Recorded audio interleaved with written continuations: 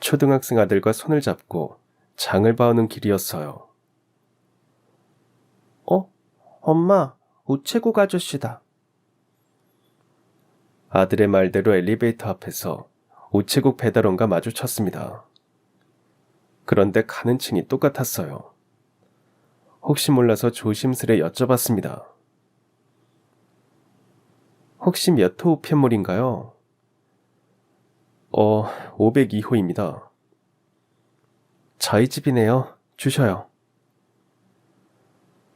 저는 그렇게 엘리베이터에서 양도 사인을 마치고 우편물을 받아들었습니다. 몇 개가 있어서 대충 손에 잡히는 대로 들고 왔어요. 주방에서 우편물을 하나하나 살펴보던 저는 멈칫했습니다. 생각지도 못한 사람이 편지를 보내왔기 때문이죠. 남편과의 이혼으로 저와는 영영 인연을 끊었다고 생각한 사람, 바로 전 시모였습니다. 단순한 편지라고 하기에는 봉투가 조금 묵직했지만 뜯어보지 않았어요. 뭐가 됐든 이 집안과 더는 엮이고 싶지 않았으니까요. 저는 망설임 없이 우편물을 봉투채로 쓰레기통에 버렸습니다. 그러고는 냉장고를 열어 벌컥벌컥 냉수를 들이켰어요. 그 이름을 보자마자 화가 솟구쳤기 때문이죠. 몇 년이 흘렀는데도 남편과 시모에 대한 분노는 좀처럼 사그라들지 않았습니다. 그래도 애아빠인데 한때는 사랑하는 사이였을 텐데 제가 왜 이렇게까지 분노하는지 의아한 분들이 많으실 거예요. 아마 제 이야기를 들으시면 대부분 고개를 끄덕이며 저를 이해하실 겁니다. 저와 남편은 고등학교 동창이었어요. 고등학생 때는 친한 친구 사이로 지내다가 성인이 되고 각자 대학에 들어가면서 연애를 시작했죠. 오래 사귄 커플은 결국 결혼까지 못 가고 헤어진다는데 저와 남편은 8년을 사귀고 결혼했으니 특이 케이스였죠. 그 사이 크게 싸우는 일도 없어서 주변에서 천생연분이라고 했습니다. 저는 서로를 배려했기에 가능한 일이었다고 생각해요. 이제와 생각해보면 제 쪽의 희생이 조금 더 컸지만요. 남편이 군대에 가 있는 동안 기다려줬고 제가 먼저 취업한 후에는 남편의 취업 뒷바라지까지 했거든요. 자기야, 이거 한번 입어봐. 옷 한 벌 샀어. 자기 며칠 뒤에 면접 보러 가잖아. 뭐하러 이런 걸 사? 나 양복 있는데. 그건 겨울 양복이잖아. 한여름에 그거 입고 갔다가 땀 뻘뻘 흘리면서 면접 보려고? 뭐 어때. 면접을 몇 시간 보는 것도 아닌데. 그래도 가뜩이나 땀도 많은 사람이 면접 보기 전에 탈진하겠다. 남편은 제가 사온 양복을 받지 못하고 한참을 머뭇거렸어요. 내가 진짜 널 볼 면목이 없다. 그게 무슨 소리야? 나는 너한테 옷 한 벌 구두 하나 못 사주는데 매번 이렇게 받기만 하잖아. 나 이거 투자하는 거야. 나중에 자기 잘 되면 원금에 이자까지 쳐서 받을 거거든. 남편이 의기소침해질 때마다 저는 남편의 어깨를 두드리며 그렇게 말했어요. 제 말에 남편은 걱정 말라고 취업만 하면 2배, 3배로 갚아주겠다고 약속했습니다. 하지만 취업문은 좀처럼 열리지 않았어요. 저는 간호학과를 나와서 졸업 후 곧바로 취업할 수 있었지만 남편은 아니었어요. 명문대 경영학과를 나왔지만 이런저런 스펙에 밀려 대기업 서류 전형에서 번번이 탈락의 고배를 마셨습니다. 그렇게 1년이 흐르니 하루는 남편이 이렇게 말하더군요. 미영아, 정말 고마워. 네가 없었다면 나 진작에 포기했을 것 같아. 뭘? 취업을? 요즘에는 계란으로 바위치는 느낌이 들거든. 근데 내가 잘 돼서 네가 기뻐할 생각하면서 버티는 것 같아. 네가 활짝 웃으면 내 근심 걱정도 다 사라지는 기분이 들거든. 그렇게 남편은 저에게 애정 표현을 아끼지 않았어요. 제가 직장 생활로 힘들어하거나 우울해하면 누구보다 먼저 알아차리고 달려왔죠. 저 역시 남편 덕분에 힘든 직장 생활을 견딜 수 있었습니다. 어찌 보면 어려운 시기를 서로 의지하고 버티면서 남편과 제 사이가 더 단단해진 것 같아요. 이 사람이면 미래를 함께 할 수 있겠다. 그렇게 서로 생각한 것 같습니다. 다행히 남편은 취업 준비를 하고 2년 만에 대기업에 들어갔고 저 역시 직장에서 어느 정도 자리를 잡게 되었습니다. 그 무렵부터 양가를 오갔던 것 같아요. 저희 집은 지방에 있어서 자주 못 갔지만 남편 집에는 자주 놀러 갔습니다. 어머님, 저희 왔어요. 아직 식사 안 하셨죠? 저희랑 맛있는 거 먹어요. 아이고, 뭘 또 이런 걸 사왔어.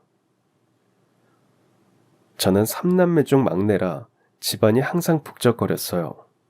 부모님 사이도 좋으셨고요.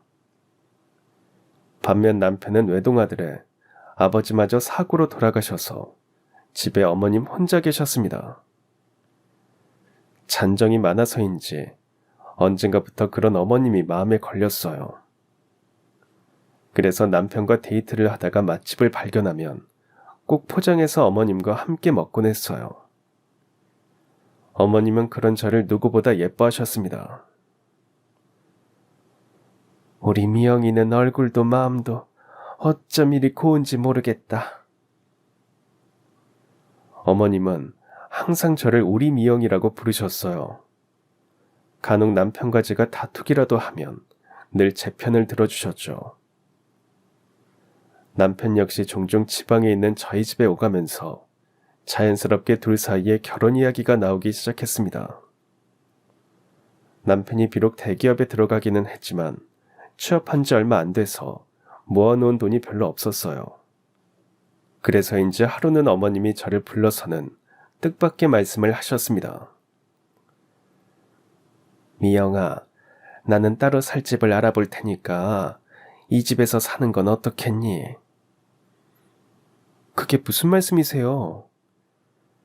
너네 신혼집 한 채는 해줘야 하는데 내가 모아놓은 재산이 많지 않구나.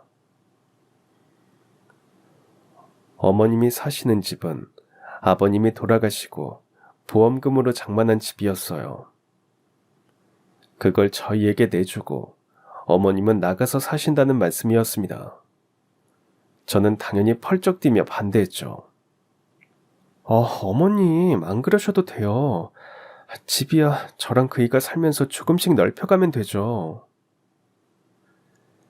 그래도 내가 돈을 부지런히 모아놔야 했는데 아휴, 참 널 볼 면목이 없구나. 아니에요, 어머님. 어머님 혼자 그이 키우느라 고생한 거 저나 그이나 너무 잘 알고 있는걸요. 신혼집은 저희 둘이 알아서 할 테니까 너무 걱정하지 마세요. 다행히 그간 제가 직장 생활을 하면서 모아놓은 돈이 꽤 있었고 남편을 마음에 들어한 친정에서도 흔쾌히 돈을 보태주셔서 작은 빌라에서 신혼생활을 시작할 수 있었어요. 저는 일부러 어머님 댁 근처로 신혼집을 마련했습니다. 모시고 살지는 못하더라도 자주 왕래하며 지내야겠다고 생각했거든요. 남편이나 저나 검소한 편이라 돈이 생각보다 빨리 모였어요. 저희는 결혼 2년 만에 작은 아파트로 이사했고 그 무렵 아이까지 갖게 되었습니다.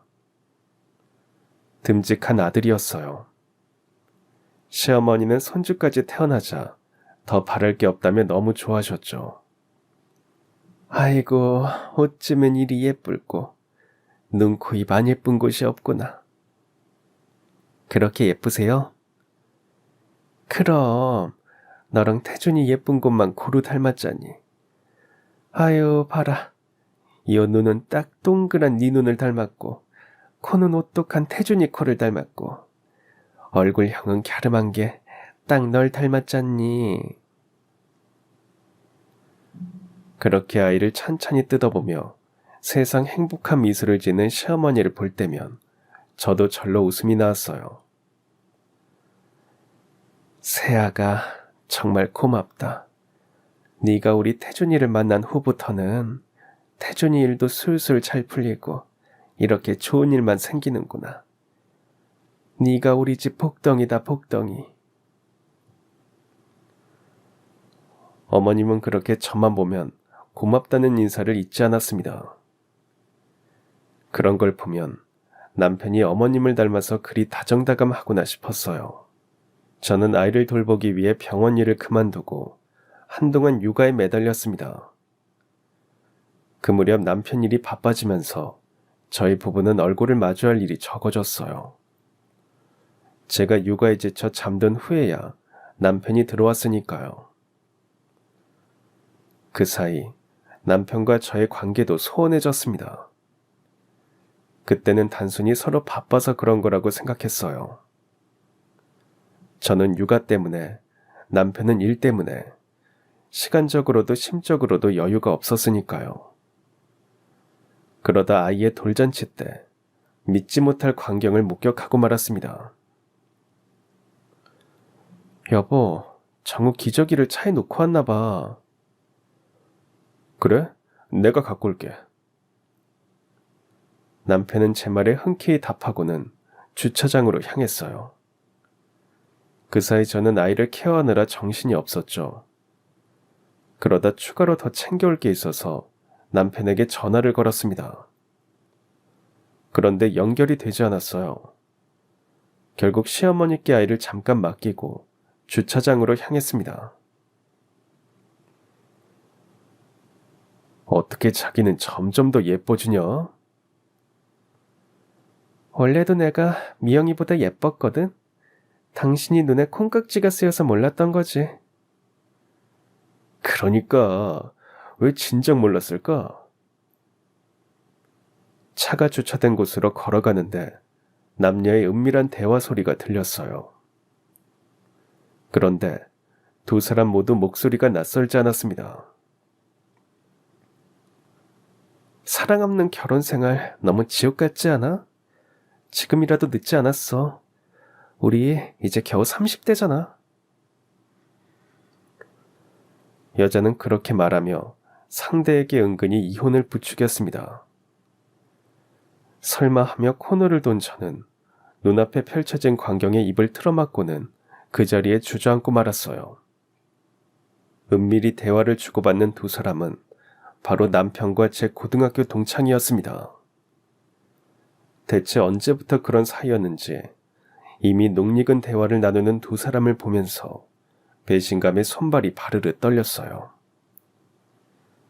순간 아이를 낳은 후 친구가 저희 신혼집에 자주 방문한 사실이 떠올랐습니다. 미영아, 아기는 잘 크고 있어? 너 요즘 완전 집콕이지? 어떻게 알았어? 애 낳은 친구들 보면 다 그렇더라고. 내가 한번 맛있는 거 사가지고 갈게. 친구는 한 달에 2번씩 맛있는 걸 사들고 집으로 찾아왔습니다. 저는 그런 친구가 마냥 고마웠어요. 아기가 아직 어려서 바깥에 나가는 게 쉽지 않은데 이렇게 찾아와서 함께 수다를 떨어주니 반가운 손님이었죠. 설마 우리 집에 와서 내 남편을 유혹할 계획을 가지고 있을 줄은 꿈에도 모르고 말입니다. 그러고 보니 어느 순간부터 자연스럽게 함께 저녁을 먹고 남편이 친구를 집까지 데려다주는 일이 잦아졌어요. 그때는 그저 찾아와 주는 게 고마워서, 그리고 남편과 친구도 같은 고등학교 동창이니 자연스러운 일이라고 생각했는데 아니었던 겁니다. 두 사람은 제가 아이를 낳고 얼마 지나지 않아 불륜을 저지른 거였어요.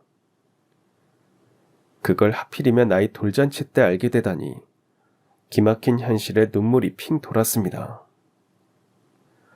그렇다고 당장 티를 낼 수도 없었어요. 찾아온 손님들이 많았으니까요. 저는 겨우 감정을 추스르고 행사장으로 돌아왔습니다. 남편은 잠시 후 아무 일도 없었다는 듯 뻔뻔한 표정으로 돌아왔어요. 약간의 시차를 두고 친구도 다시 자리로 돌아왔죠. 두 사람을 보는 것만으로도 소름이 돋았지만 꼭 참았습니다. 그렇게 돌잔치를 치른 후 저는 고민에 빠졌습니다. 이 사태를 어떻게 해결해야 할지 방법이 떠오르지 않았어요. 무엇보다 남편에 대한 배신감 때문에 잠조차 제대로 잘 수 없었습니다. 가만히 있으면 속에서 천불이 끓어올랐거든요. 내가 그동안 어떻게 뒷바라지를 했는데 나를 두고 이럴 수 있나 분노가 쉬이 가라앉지 않았어요. 그렇다고 곧바로 이혼 도장을 찍기에는 아이가 마음에 걸렸습니다. 아이가 아직 어린데다 아들이라 클수록 아빠 손길이 필요하지 않을까. 그런 생각이 제 발목을 잡았거든요. 또 하나 마음에 걸리는 사람이 있었습니다. 바로 시어머니였어요. 지금껏 저를 예뻐하시고 저에게 많이 의지하셨는데 아무 말 없이 남편과 이혼하면 무척 서운해하실 것 같았어요. 저는 고심 끝에 시어머니에게 이 사실을 모두 털어놓기로 했습니다. 그래도 집안의 어르신이니 문제를 해결할 묘수를 주지 않으실까 생각했어요. 혹 시어머니가 저를 설득하고 남편마저 바로잡는다면 이 결혼 생활을 계속 이어갈 수 있지 않을까 그런 생각도 했고요. 하지만 시어머니의 반응은 제 예상과 전혀 달랐습니다. 시어머니의 첫 마디는 바로 이거였어요. 그러게 네가 얼마나 무심했으면 아범이 그랬겠니? 그 말을 듣는 순간 마치 뒤통수를 3개 얻어맞은 느낌이었어요. 저는 믿기지 않는다는 표정으로 어머님을 바라보았습니다. 솔직히 너 아이 낳고 하고 다니는 거 봐라. 아무리 집에 있는다지만 다 늘어난 티셔츠에 바지에. 아휴, 예, 아범도 남자야. 기왕이면 타옹치마라고 회사에 가서 보는 여자들이랑 네가 얼마나 비교됐겠니? 제 딴에는 일을 쉬고 있으니 옷 살 돈이라도 아끼자고 늘어진 인부복을 계속 입고 있던 건데 시어머니가 그렇게 말씀하시니 서운함에 말문이 막혔습니다. 어머니, 아무리 그래도 바람을 피우는 건 아니죠. 그것도 제 친구랑 그러는 게 말이 되나요? 게다가 애 키우면서 한 푼이라도 아끼자고 이렇게 사는 걸 그렇게 말씀하시면 안 되죠. 네가 이래서 아범이 겉돈다는 생각은 안 해봤니? 그게 무슨 말씀이세요? 그래, 나나 태준이나 너한테 고마운 거 많다. 근데 지금은 태준이가 더 잘 벌고 잘 나가잖니. 근데 너 봐라. 지금도 나를 가르치려고 따박따박 말대꾸를 하고 있잖니. 아휴, 태준이한테는 더 하겠지. 여자가 좀 고분고분 나긋나긋한 맛이 있어야 하는데 사사건건 이렇게 가르치려 들면 어떤 남자가 좋아하겠니? 언제는 제가 당차고 뚝 부러져서 좋다고 하시더니 순식간에 뒤바뀐 시어머니의 태도에 솔직히 어이가 없었습니다. 황당하기도 했고요. 남편에 대한 배신감에 당장 이혼 도장을 찍고 싶은 걸 아이와 시어머니가 마음에 걸려서 참고 있었는데 그런 스스로가 바보처럼 느껴졌습니다. 제가 참 바보처럼 살았네요. 헌신해봐야 헌신적 취급이나 받을 사람들한테 왜 제 청춘을 바쳤는지 모르겠어요. 어머님 생각 잘 알았습니다. 아범과 제 일은 저희 둘이 알아서 정리하겠습니다.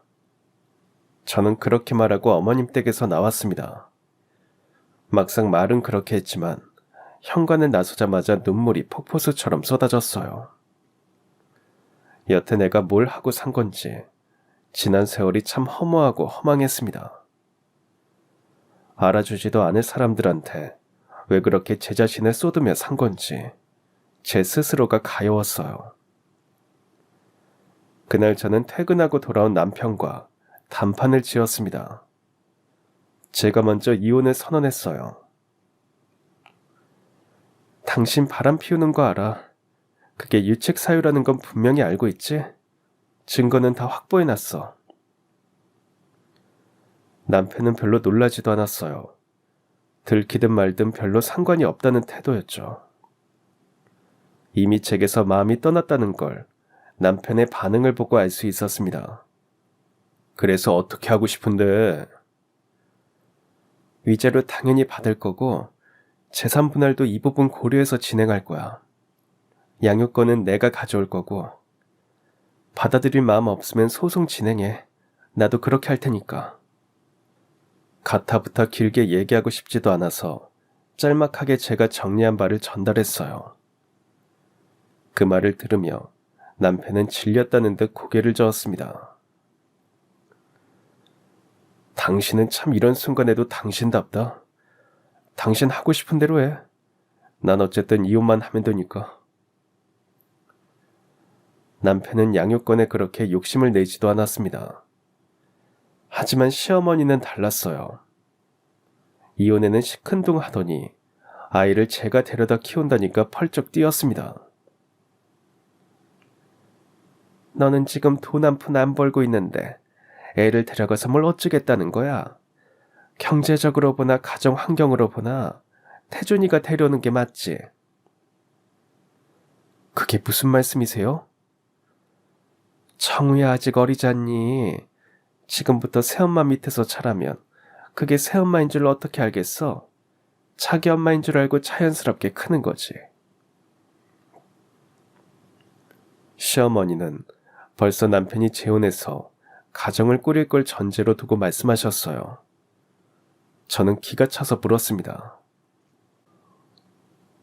어머님, 혹시 그 친구 만나셨어요? 아직 이혼 도장도 안 찍었는데 어떻게 그렇게 재혼 이야기가 자연스럽게 나오세요? 제 말에 시어머니는 그제야 입을 딱 다무셨습니다.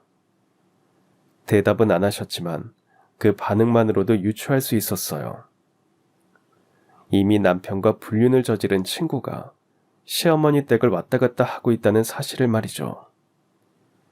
잠시 침묵하던 시어머니는 대뜸 이렇게 말했습니다. 얘, 걔는 뭐라고 하는 줄 아니?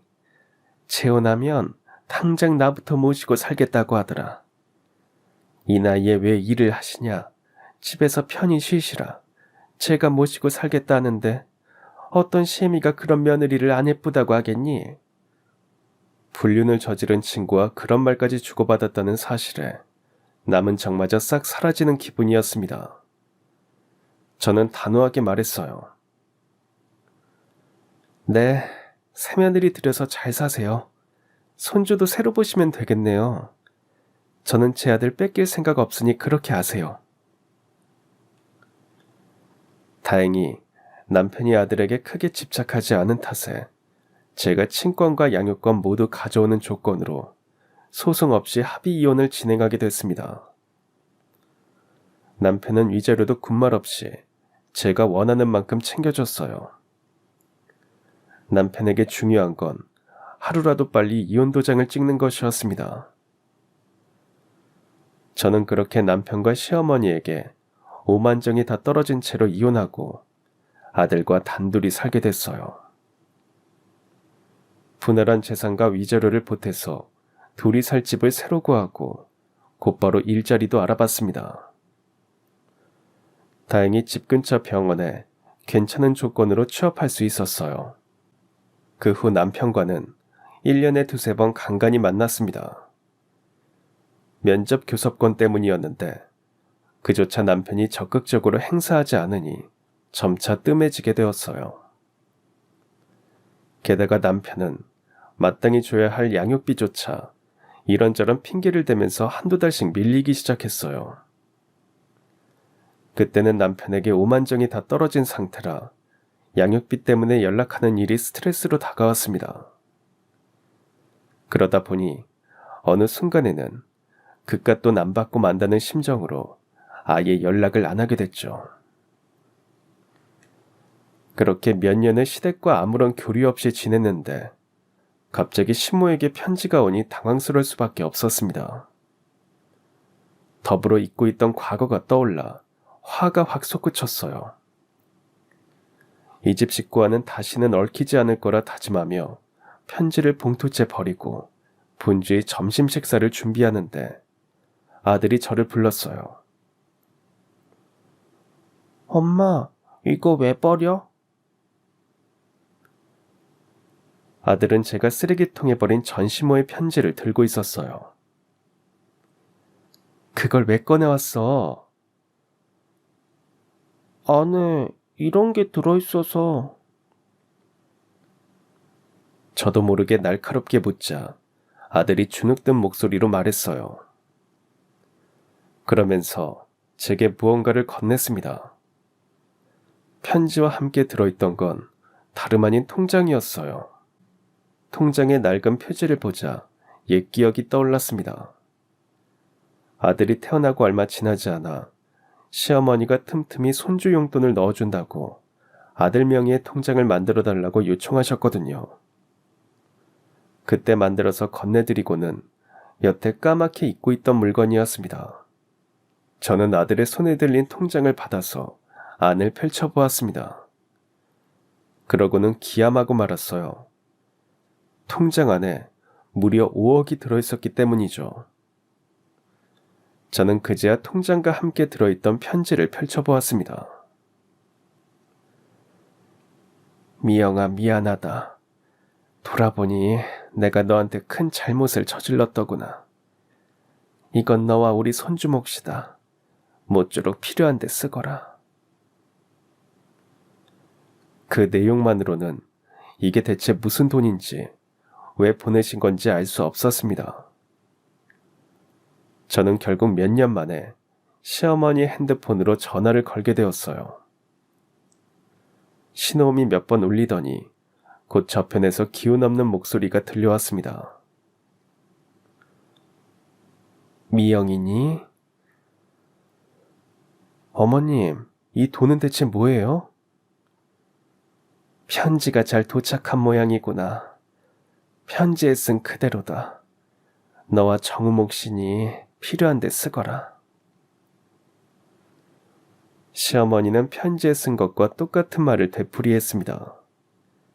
저는 대화를 더 이어가려다 일단 뵙고 말씀드리겠다고 했어요. 어디 계시느냐고 물어보니 뜻밖의 답변이 돌아왔습니다. 놀랍게도 어머님은 요양병원에 계셨어요. 저는 급히 어머님이 계시는 병원으로 향했습니다. 낡고 오래된 요양병원의 병실로 들어서자 몰라보게 수척해진 시어머니가 누워 계셨어요. 얼핏 보기에도 살 날이 얼마 남지 않은 것 같았습니다. 물어보니 위암 말기라고 하셨어요. 내가 너한테 그렇게 굴어서 천벌을 받은 모양이다. 그게 무슨 말씀이세요? 그이는요? 왜 이렇게 먼데 계세요? 아무리 배신감에 치를 떨며 인연을 끊었다고 해도 막상 어르신이 그렇게 수척해진 모습으로 누워 계시니 마음이 안 좋았습니다. 무엇보다 서울에서 한참 떨어진 지방 외딴 곳에 마치 버려지듯 방치된 시어머니를 보니 괜스레 속상했어요. 제 말에 시어머니는 얕은 한숨을 내쉬었습니다. 아휴, 다 자업자득이지. 널 그리 내쫓고 나는 융숭한 대접을 받으리라 생각한 게 어리석은 판단이었어. 그러면서 시어머니는 그간의 이야기를 들려줬습니다. 남편은 저와 이혼 도장을 찍기 무섭게 친구와 재혼했다고 합니다. 친구는 약속한 대로 어머님을 집으로 모셨다고 해요. 시어머니 역시 이를 고맙게 받아들였죠. 하지만 얼마 안 가 그 일을 두고두고 후회하게 되었습니다. 예, 배 안 고프니? 뭐라도 해서 먹자꾸나. 배가 벌써 고프시다고요? 아니, 하는 일도 없이 뭔 배가 그렇게 자주 고프세요. 어머님, 연세 드셔서 새끼 꼬박꼬박 챙겨 먹는 것도 별로 안 좋대요. 그러다 괜히 살찌면 고혈압에 당뇨에. 이것저것 와서 골치 아프잖아요. 그쵸? 친구는 그렇게 말하며 번번이 점심 식사를 건너뛰었다고 합니다. 그러면서 자기는 혼자 나가서 밥을 먹고 들어왔다고 해요. 그뿐만이 아니었습니다. 친구는 은근슬쩍 집안일을 시어머니에게 떠넘겼습니다. 어머님, 저 잠깐 나갔다 올 건데요. 그 사이 청소기 좀 돌려주세요. 청소기를? 네, 어머님 집에만 계시잖아요. 운동도 하셔야죠. 청소기 돌리는 김에 물걸레질도 한번 하시고 건조기에 있는 빨랫감도 좀 개주세요. 부탁 좀 드릴게요. 그렇게 말하고는 쌩하니 자기 볼일을 보러 나갔다고 했어요. 시어머니가 참다 못하고 남편에게 서운함을 표현하면 도리어 자기가 피해자 행세를 했다고 합니다. 어머님 너무하시네요. 저는 그래도 어머님 모시고 산다고 이것저것 배려하고 챙겨드리는데 어쩌다 청소기 한번 밀어주시는 게 그렇게 서운하세요? 엄마, 그 정도는 도와줘요. 이 사람도 저 챙기느라 엄마 챙기느라 힘들잖아요. 믿었던 아들이 그렇게 친구 편을 들고 나서니 더는 아들에게 하소연도 못했다고 해요. 심지어 친구는 시어머니와 남편 사이를 교묘하게 이간질까지 했습니다. 엄마, 이 사람한테 무슨 소리를 하신 거예요? 갑자기 그게 무슨 말이냐? 아니, 이 사람도 아이 가지려고 노력하는데 왜 그렇게 스트레스를 주세요? 엄마가 그러면 애가 더 안 생겨요. 배가 차면 몸에 안 좋으니까 배 따뜻하게 하라는 말이 그렇게 못할 소리냐? 그런 소리도 이 사람한테는 다 스트레스로 다가오니까 그냥 아무 말도 마세요. 아셨죠? 그렇게 하루가 멀다 하고 아들과 싸우게 되니 더는 견딜 수 없었다고 해요. 결국 시어머니는 그 집에 들어갔다가 3년 만에 도로 나왔다고 합니다. 원래 살던 아파트는 이미 내다 팔았으니 작은 오피스텔을 구해서 살았다고 해요. 시어머니가 집에서 나오자 아들 내외는 일주일에 한 번씩 찾아오더니 서서히 발길이 뜸해졌다고 합니다. 시어머니 역시 차라리 그 편이 편했다고 해요. 3년 동안 친구에게 대일 대로 대였기 때문이죠. 하지만 그 시간이 결국 시어머니 마음속에 병을 키운 모양입니다. 어느 순간부터 소화가 잘 안 되고 체중도 줄기에 참다 병원에 간 시어머니는 위암 말기라는 진단을 받고 말았습니다. 그 소식만으로도 하늘이 무너지는 듯 했는데 아들과 친구의 태도에 더욱 절망하셨다고 해요. 어머님, 보험은 들어놓으셨죠? 이 요즘 사업 준비한다고 이래저래 돈 쓸 일이 많거든요. 병원비까지 부담되면 너무 힘들 것 같아서요. 시어머니가 위암 말기라는데 친구가 꺼낸 첫마디가 그거였다고 합니다.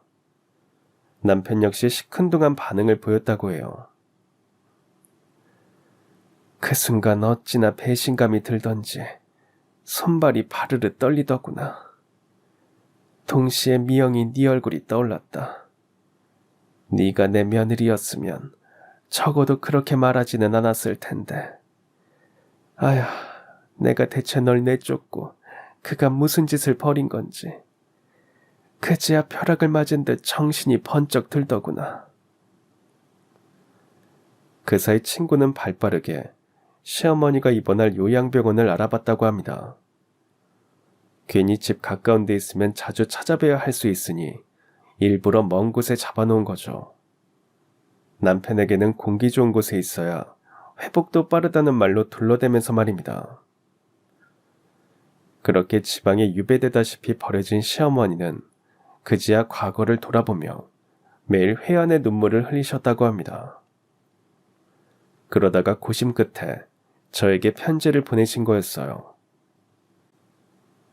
미영아, 내가 정말 너에게 못할 짓을 했다.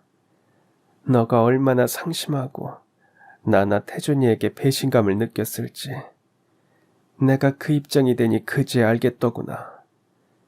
인생을 헛산개지. 내 손안에 귀한 보물이 있는 걸 모르고 엄한 데 눈을 돌렸으니.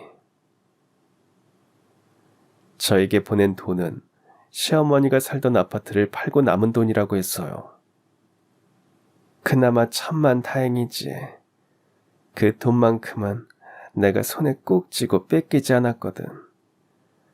애초에 그 아파트는 신혼집으로 너한테 주려고 했단다. 많이 늦었지만 이제라도 받아줬으면 좋겠구나. 그렇게 말씀하시면서 눈시울을 붉히시는데 뭐라고 할 말이 없었습니다. 저는 결국 이렇다 할 결정을 못 내리고 집으로 돌아왔어요. 남편이나 시어머니에게 느낀 배신감과 분노는 여전히 남아있었지만 막상 저런 모습으로 죽음을 앞두고 계시니 마음이 안 좋았어요. 고심하던 저는 다음 주에 아이를 데리고 다시 어머님을 찾아갔습니다. 어머님은 그 사이 훌쩍 큰 아이를 보고 깜짝 놀라셨어요. 세상에, 네가 정훈이? 언제 이렇게 큰 거야? 할머니 기억나니? 아들은 작게 고개를 저었어요. 그럴 수밖에 없었죠. 돌 지난 후부터는 한 번도 보지 않았으니까요. 어머님도 이해한다는 듯 고개를 끄덕였어요. 그래, 기억이 안 날 수밖에 없지. 잘 컸네, 잘 컸다. 여기까지 키우느라 네가 고생 많았다. 정말 고맙구나. 어머님은 저에게 거듭 감사의 뜻을 전했습니다. 이렇게 다시 와서 손주를 보여줘서 정말 고맙다고, 이제 당장 죽어도 여한이 없겠다고 말씀하셨어요. 실은 그간 아이가 보고 싶어서 몇 번이나 저에게 연락할까 말까 망설이셨다고 해요. 본인이 한 말과 행동이 있으니 차마 그것까지는 부탁을 못하고 있었는데 제가 알아서 데려오니 무척 고마우셨던 모양입니다. 그 후로도 저는 몇 차례 더 요양병원을 찾았어요. 언제 돌아가실지 모르는데 가실 때까지는 틈틈이 찾아뵙자고 마음먹었거든요. 돈 때문은 아니었습니다. 사실 그때까지도 시어머니가 주신 돈을 받을지 말지 결정하지 못한 상태였어요. 그저 이대로 돌아가시면 제 마음이 너무 안 좋을 것 같아서 내린 결정이었습니다. 종종 아이도 함께 병원을 찾아갔어요. 그때마다 어머님은 활짝 웃으며 좋아하셨습니다. 어이없는 건 제가 그렇게 찾아뵐 때까지 남편도 친구도 보이지 않았다는 거예요. 한 번을 마주친 적이 없어서 어머님께 물으니 이번 수속을 마치고는 한 번도 와보지 않았다고 합니다. 나 죽고서야 오겠지. 그래도 장례는 치를 테니까. 아휴, 내가 자식을 어떻게 키운 건지 참 너보기 민망하고 부끄럽구나. 그 말을 증명하듯 제가 병원에 들락거리는 한 달 동안 두 사람은 단 한 번도 시어머니를 찾아오지 않았습니다. 차라리 이대로 영영 마주치지 않았으면 했지만 제 바람은 이뤄지지 않았어요. 두 사람이 드디어 어머님을 찾아온 겁니다. 당연히 아무도 없을 거라 생각했는지 노크도 없이 벌컥 병실문을 연 남편과 친구는 저를 보고 당황했어요.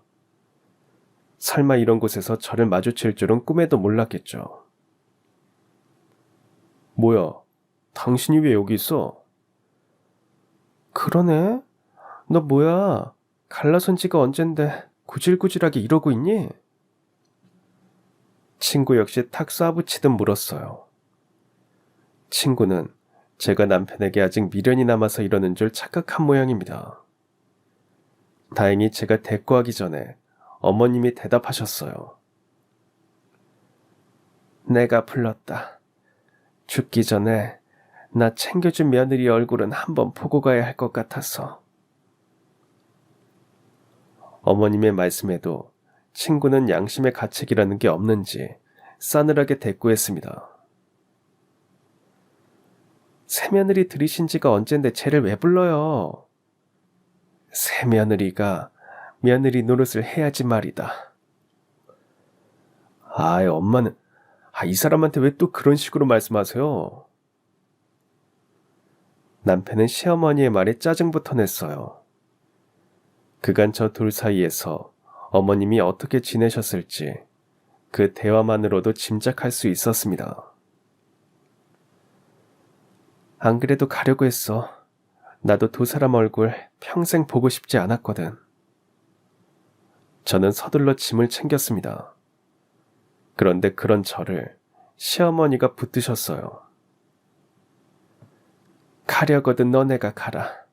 미영이는 온 지 얼마 안 됐다. 시어머니의 반응에 당연히 남편과 친구는 어처구니 없다는 표정이었죠. 네, 잘 됐네요. 그러면 저희도 얼른 본론만 이야기하고 갈게요. 그러더니 친구는 대뜸 어머님께 아파트 판돈을 어쨌냐고 물었어요. 어머님 사시던 아파트 팔고 오피스텔로 들어가셨잖아요. 그 아파트 판돈 지금 어디 있어요? 그 돈은 갑자기 왜?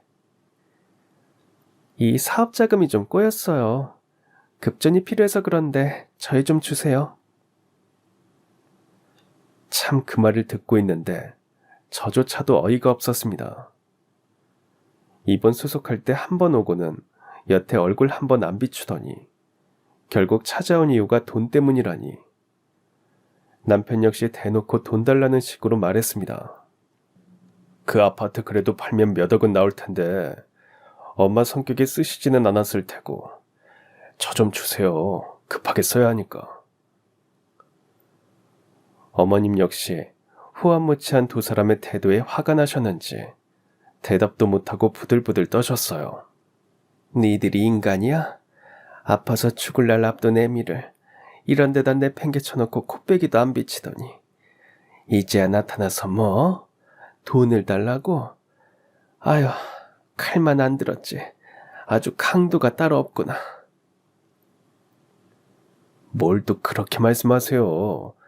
사업하다 보면 바빠서 오기 힘들어요. 맞아요.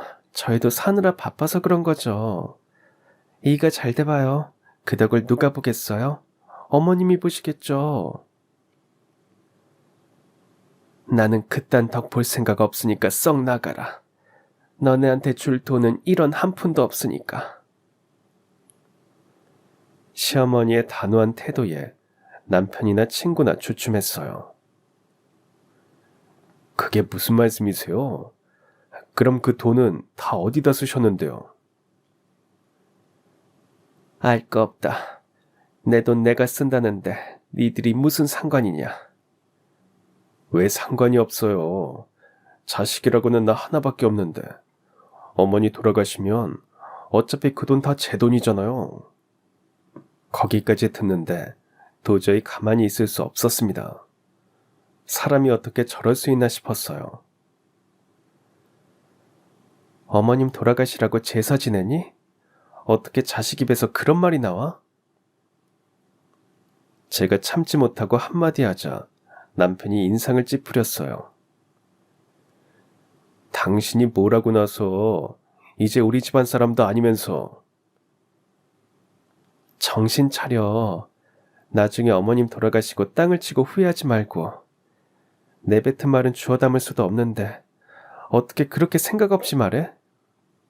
그렇게 저와 남편이 티격태격하고 있는 사이 친구가 무언가를 눈치챘는지 얼른 어머님에게 묻더군요. 어머님, 설마 그 돈 제 준 거예요? 미영이? 그 말에 어머님은 긍정도 부정도 하지 않았어요. 하지만 그걸로 충분했습니다. 두 사람은 이내 길길이 날뛰기 시작했어요. 아니, 저 사람이 뭐라고 그 돈을 줘요? 저 사람이랑 갈라선 지가 언젠데. 어쩐지. 야, 너 무섭다. 어머님 돌아가실 때 되니까 콩고물 얻어먹으려고 여기 와 있는 거야? 참 뭐 눈에는 뭐만 보인다고 생각하는 발상이 딱 그 수준이었습니다. 저는 기가 차서 대꾸도 하지 않았어요. 그 사이 전 남편과 친구는 저와 어머니에게 막말을 쏟아냈습니다. 엄마 정신 차려요. 가실 때 됐으면 괜히 분란 일으키지 말고 곱게 가시라고요. 저 사람한테 그 돈을 왜 줘요? 그래요, 어머님. 쟤 지금 어머님 재산 노리고 와서 저러는 거예요. 저런 여시짓에 속으면 안 되죠. 결국 어머님은 분노를 참지 못하고 버럭 소리를 지르셨어요. 둘 다 그만하지 못해. 한 번도 어머님이 그렇게 목소리를 높인 걸 본 적이 없어서 저 역시 깜짝 놀랐습니다. 어머님은 부들부들 떠시다가 겨우 입을 여셨어요. 왜 청우 엄마가 받을 자격이 없어? 결혼 전에도 후에도 진심으로 날 모신 건 청우 엄마 하나뿐이다. 자식이 너 하나뿐이라고? 우리 청우도 엄연히 내 핏줄이다. 하나뿐인 내 손주와 진짜 며느리에게 내 전 재산을 다 물려줄 테니 그런 줄 알아라. 아이, 어머니. 부모 자식 간의 인연은 끊는 한이 있어도 이 결정은 바꾸지 않을 거야. 그러니까 둘 다 허튼 수작 부리지 말고 당장 내 병실에서 나가. 어머님이 그렇게까지 단호하게 말씀하시니 남편과 친구도 오늘은 후퇴해야겠다고 생각했는지 조만간 다시 찾아뵙겠다며 병실을 나갔어요. 두 사람이 나가고 병실은 침묵에 잠겼습니다. 어머님은 곧 흐느껴 오셨어요. 왜 아니겠습니까? 자기 뱃속으로 낳은 아들에게 그런 이야기를 들었으니 저 같아도 속이 뒤집어졌을 겁니다. 저는 얼른 휴지를 뽑아서 어머님께 건네드렸어요. 어머님은 한참을 우시더니 좀 진정된 후에야 저에게 신신당부하셨어요. 미영아, 절대 그 돈 쟤들한테 주지 마라. 줘봐야 사업한다 뭐한다 헛짓거리로 다 날릴 게 뻔해. 그 돈은 꼭 네가 쥐고 있어야 한다. 네가 쓰든 청우한테 쓰든 절대 저것들한테는 넘겨주지 마. 알았지? 들어보니 그 돈 아니어도 이미 어머님은 아들 사업한다고 보태주실 만큼 보태주신 모양이었어요. 그러다 둘이 하는 행태를 보고 이 돈만큼은 뺏길 수 없다고 생각해서 통장에 따로 보관해 두셨다고 합니다. 아픈 어머니를 돌볼 생각은 않고 어떻게든 돈만 뜯어가려는 두 사람의 행태에 저 역시 절로 고개가 저어졌습니다. 그런데 두 사람의 후안무치한 행각은 거기서 끝나지 않았어요. 여태 연락 한 번 없더니 다짜고짜 아이 면접 교섭권 운운하면서 만나자고 연락이 온 겁니다. 저는 아이는 두고 혼자 나갔어요. 그런데도 남편은 별말을 안 했습니다. 애초에 돈이 목적이었던 거죠. 그러더니 다짜고짜 그 돈을 진짜 받을 생각이냐고 물었습니다. 야, 솔직히 말이 안 되잖아. 너랑 나랑 갈라선 지가 언젠데. 우리 이제 완전 남남이야. 근데 그 돈을 왜 네가 가로채냐고. 가로채다니 말은 바로 해야지. 난 그런 돈이 있는지도 몰랐어. 그럼 지금이라도 내놔. 내가 왜? 나야 받을 생각 없지만 정우는 또 모르잖아. 어머님이 정우 앞날 위해 챙겨주신 건데 그걸 왜 당신한테 줘? 솔직히 아들 이야기를 하면 남편도 어느 정도 인정하고 물러날 줄 알았습니다. 하지만 아니었어요. 남편은 아들 이야기에도 물러서지 않았습니다. 어차피 그런 돈이 있는지도 몰랐다며. 여태 네가 알아서 잘 키웠잖아. 그럼 하던 대로 해. 괜히 엄한 돈에 눈독 들이지 말고. 거기까지 들으니 저도 참을 수 없었습니다. 저는 작심하고 속에 있는 말을 쏟아냈어요. 네가 그러고도 인간이니? 애 아빠 맞아? 하긴 그러니까 얼마 안 되는 양육비도 찔딱찔딱 주다가 이 핑계 저 핑계 대면서 안 줬겠지. 너 그거 소송 걸어도 될 일이었어. 너 같은 인간이랑 더는 엮이기 싫어서 내가 참은 거라고. 그럼 돈 내놔. 나 같은 인간이랑 더는 엮이기 싫으면. 아니, 나도 처음에는 받을 생각 없었는데 당신이 이렇게 나오는 거 보니까 5기로라도 받아야겠다. 한 푼도 돌려줄 생각 없으니까 그렇게 알아. 저는 그렇게 통보하고 자리에서 일어났어요. 더 이상은 말도 섞기 싫었거든요. 남편은 그래봐야 자기가 소송을 걸면 찾아올 수 있다고 협박했습니다. 엄마 돌아가시면 어차피 그 돈 다 내 돈이야. 괜히 법정까지 끌고 가서 안 좋은 꼴 보지 말고 좋은 말로 할 때 그냥 내놔. 아주 어머님 돌아가시라고 고사를 지내는구나. 마음대로 해. 당신 하는 대로 나도 똑같이 할 테니까. 저는 그렇게 지지 않고 받아치고는 집으로 돌아왔습니다. 남편 말대로 그 돈이야 애초에 있는지도 모르는 돈이었으니 당장 없어도 사는데 큰 지장은 없었어요. 하지만 어머님이 뜻을 분명히 하셨고 남편마저 저렇게 나오니 저 역시 돈을 뺏기지 말아야겠다는 생각이 들었습니다. 다행히 어머님이 아이 명의의 통장에 넣어주신 돈이었고 아이의 양육권과 친권 모두 제가 가지고 있어서 돈을 인출하는 데는 큰 무리가 없었어요. 혹시 몰라서 변호사 상담도 받아봤는데 생전에 본인 의지로 주신 돈이기 때문에 전 남편이 소송을 건다고 해도 이길 확률은 희박하다는 답변을 들었습니다. 그 사이 저는 꾸준히 어머님이 계시는 요양병원에 왕래했어요. 다행히 전 남편이나 친구를 병실에서 다시 마주치는 일은 없었어요.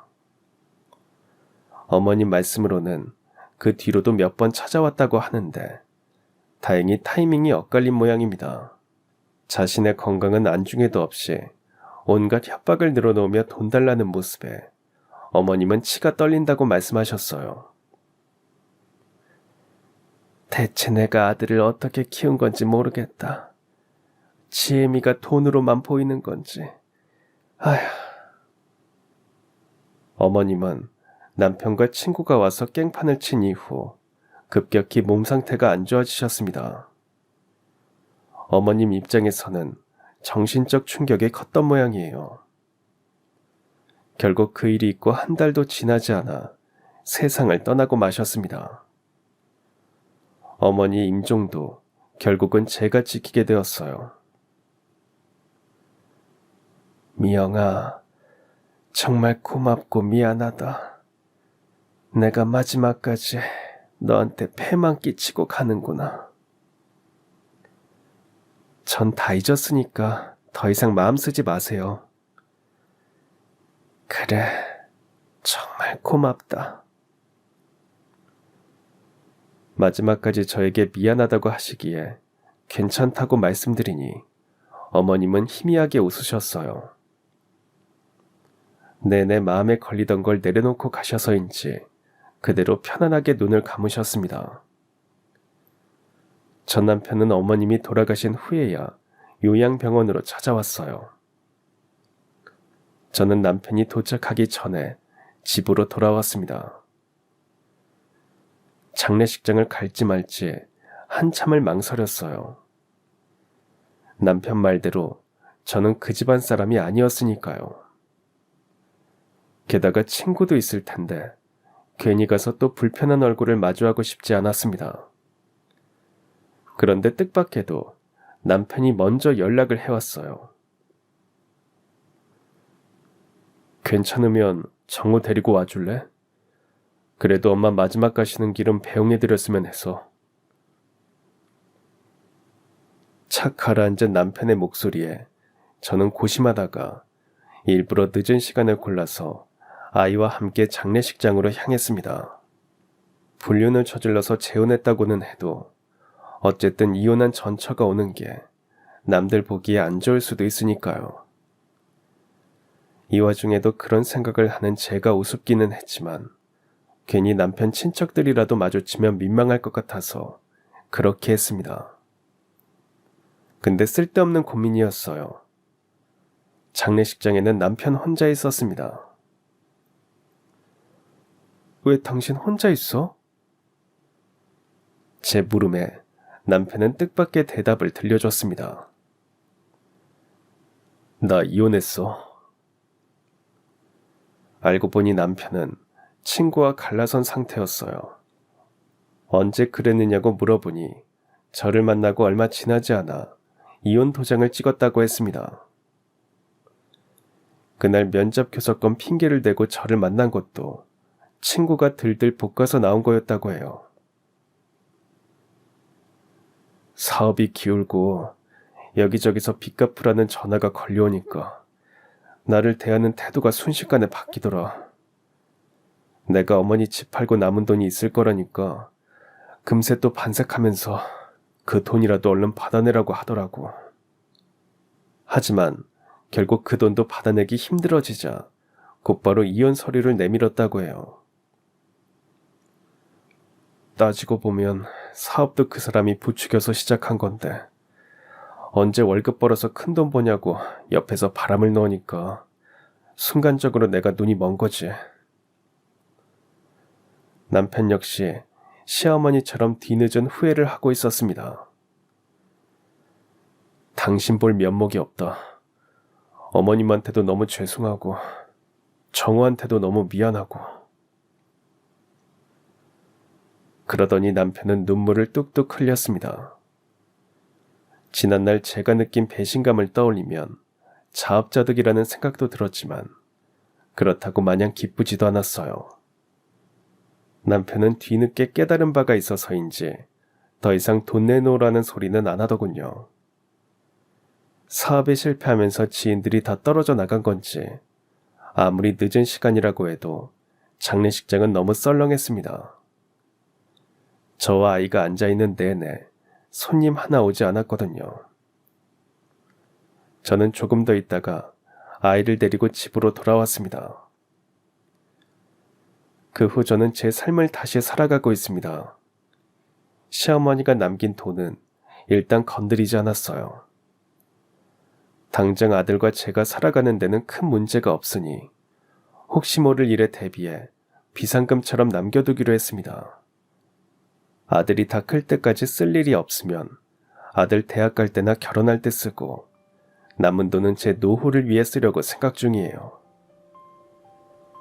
권선징악이니 뭐니 솔직히 믿지 않았는데 제가 직접 이런 일을 겪고 나니 인생을 돌아보게 되더군요. 누군가에게 한 모진 행동, 모진 말이 언젠가는 스스로에게 돌아오는 것 같아요. 저는 남편이나 시어머니처럼 뒤늦게 후회의 눈물을 흘리지 않도록 주변 사람들에게 잘해야겠다고 다짐하게 됩니다. 사연을 듣는 분들도 가까이 있는 분들께 잘해주세요. 그럼 지금까지 사연 들어주셔서 감사합니다. 사연이 재밌으셨다면 구독과 좋아요 부탁드려요. 감사합니다. 안녕히 계세요.